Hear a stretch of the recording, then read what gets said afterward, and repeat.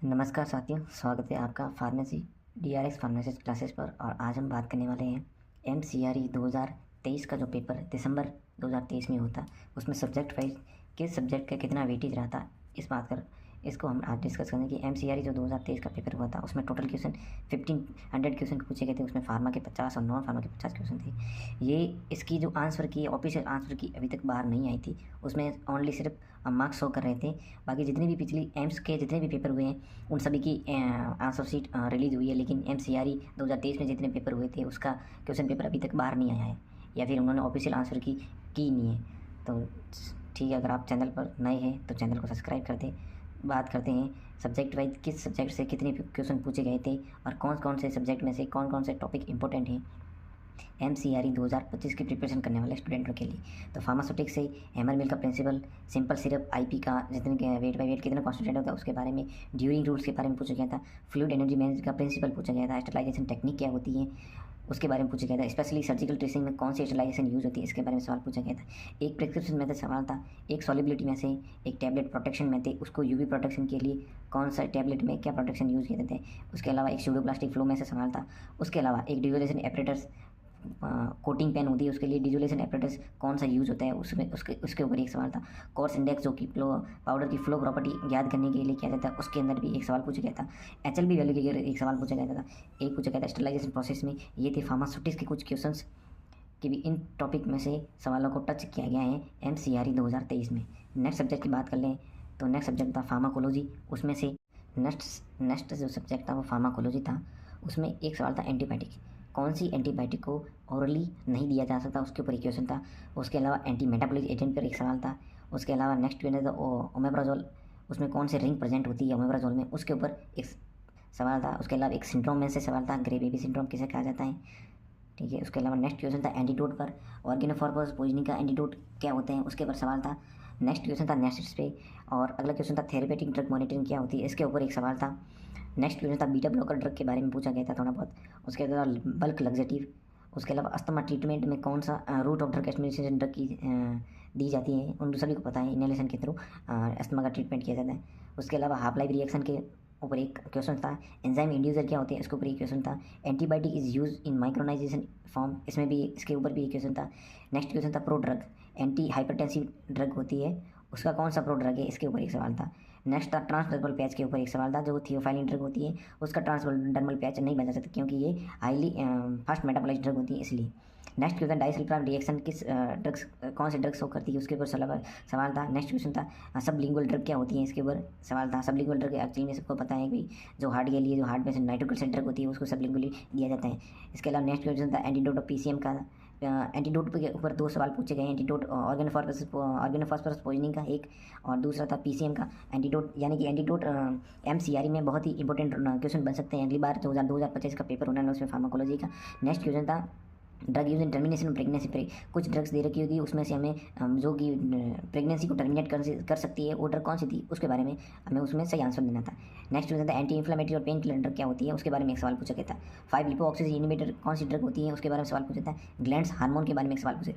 Basically जितने भी ये क्वेश्चन फार्माकोलॉजी के पूछे गए हैं इसमें से सब इजी क्वेश्चन थे, उनके सिर्फ ऊपर से क्वेश्चन थे, इतनी डीपली क्वेश्चन नहीं थी। आपको इनको एक बार गो थ्रू होकर देना है, जैसे कि एंटीडोट हो गया, अस्थमा ट्रीटमेंट कौन सी, सब इजी क्वेश्चन थी।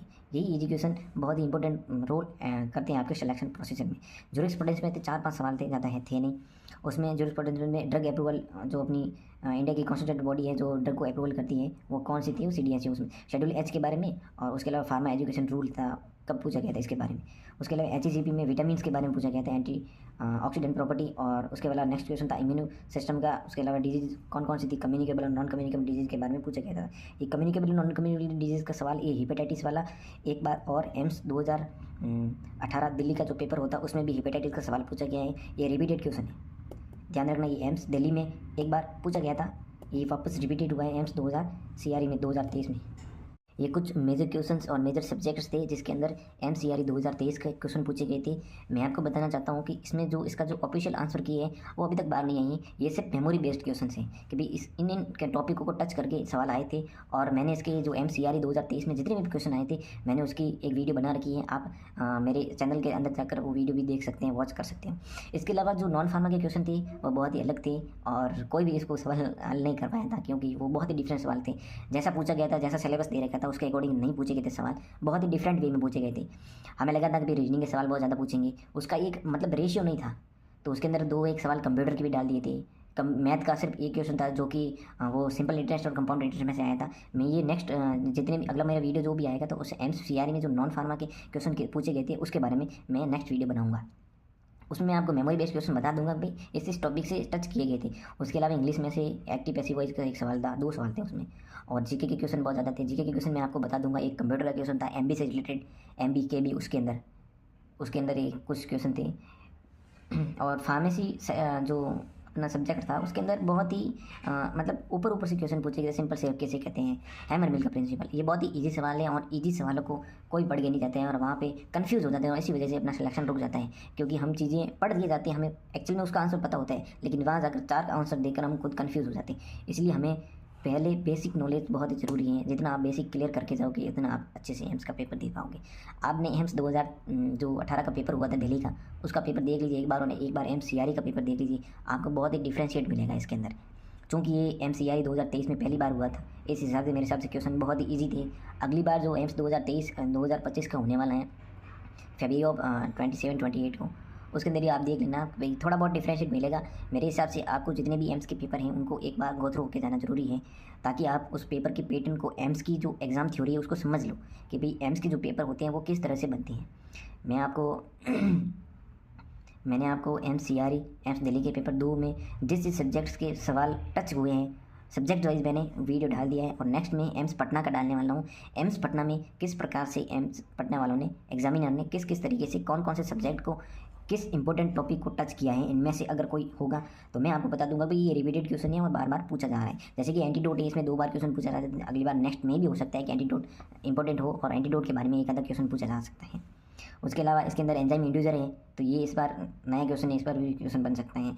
और एचईसीपी में और फार्मा जुरिस्प्रूडेंस में शेड्यूल एस से हमेशा सवाल आता है, और एम्स दिल्ली जो पेपर होता है उसमें भी एम्स शेड्यूल एस से एक सवाल पूछा गया था और इसमें भी पूछा गया, इसलिए ये शेड्यूल्स बहुत इंपॉर्टेंट है। इस शेड्यूल्स के बारे में भी एक मैं छोटा सा वीडियो 2 मिनट का उसके अंदर डाल दूंगा। आप शेड्यूल्स ईजी तरीके से लर्न कर पाओगे, आराम से आप याद कर पाओगे। ठीक है, थैंक यू गाइज। अगर आप मेरे चैनल पर नहीं हैं तो मेरे चैनल को सब्सक्राइब करके रखें, और इसी तरीके की मैं लर्निंग वीडियो लाता रहता हूँ। Thank you guys.